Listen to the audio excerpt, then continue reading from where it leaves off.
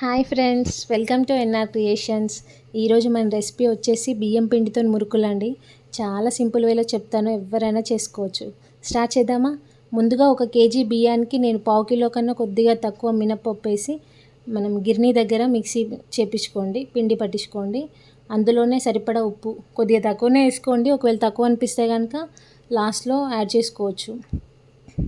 దాని తర్వాత అందులోనే ఓమా ఒక 2 to 3 టేబుల్ స్పూన్స్ వరకు యాడ్ చేస్తున్నాను కేజీ పిండికి. దాన్ని మంచి క్రష్ చేసి యాడ్ చేసుకోండి. ఇంకా అందులోనే నేను ఒక 3 to 4 టేబుల్ స్పూన్స్ వరకు నువ్వులు కూడా యాడ్ చేస్తున్నాను. మీ ఇష్టం, నువ్వులు యాడ్ చేసుకుంటే చేసుకోవచ్చు, లేదంటే ఓన్లీ ఓమతో కూడా చేసుకోవచ్చు. నేనైతే వేస్తున్నాను, బాగుంటుందని. అది కూడా యాడ్ చేసి అందులోనే ఒక 2 టేబుల్ స్పూన్స్ వరకు ఆయిల్ కూడా యాడ్ చేసుకోండి. ఆయిల్ యాడ్ చేసుకోవడం వల్ల మంచిగా గుల్లగా వస్తాయి కారపూస అనేది. అది కూడా యాడ్ చేసి మొత్తం సాల్ట్, నువ్వులు, ఓమా అంతా కూడా మిక్స్ అయ్యే విధంగా మంచిగా కలుపుకోండి. ఇట్లా వన్స్ కలుపుకున్న తర్వాత కొద్దిగా వాటర్ యాడ్ చేసుకుంటూ పిండిని సెమీ సాఫ్ట్గా కలుపుకోండి. మరీ గట్టిగా కలుపుకోకండి, అలా అని మరీ పిండి అతుక్కునేలాగా కూడా కలుపుకోకండి. మరీ మెత్తగా అయిపోతే కనుక ఆయిల్ బాగా పీల్చేస్తాయి. మరీ గట్టిగా కలుపుకుంటే కనుక బాగా గట్టిగా ఉంటాయి కారపూస అనేది. చూసి సెమీ సాఫ్ట్గా కలుపుకోండి. కొద్దిగా పోర్షన్ వైజ్గా కలుపుకోండి మీరు చూసుకుంటూ, ఎందుకంటే మరీ మొత్తం ఒకేసారి కలపలేము కదా, అందుకోసమని. చూడండి, ఈ టైప్లో ఉంటే సరిపోతుంది పిండి అనేది.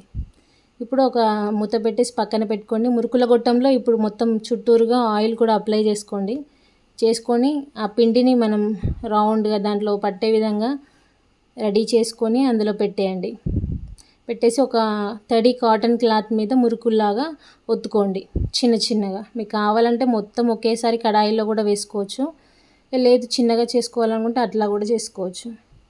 1 by 1 అన్నీ కూడా రెడీ చేసుకొని, ఇవన్నీ రెడీ చేసుకునే టైంలోనే అక్కడ కడాయిలో నూనె వేసి వేడి చేసుకోండి. దాని తర్వాత బాగా వేడైన తర్వాతనే వేయాలండి. వేసి అవి మంచిగా 2 సైడ్లా మంచి కాలేంత వరకు కూడా కాల్చుకోండి. ఇవి కాలినాయా లేదా అనేది పెద్దగా ఏర్పడదండి. ఎందుకోసం అంటే ఇందులో మనం మినప్పప్పు, రైస్ మాత్రమే వేసినాం కదా, కారం వేయలేదు కాబట్టి కలర్ ఎక్కువ ఏం రావు. అందుకోసమని ఇవి ఎట్లా తెలుస్తాయి అంటే ఎప్పుడైతే బబుల్స్ అనేటివి ఆగిపోతాయో అప్పుడు తీసి సర్వ్ చేసుకుంటే అయిపోతుంది, అంతే.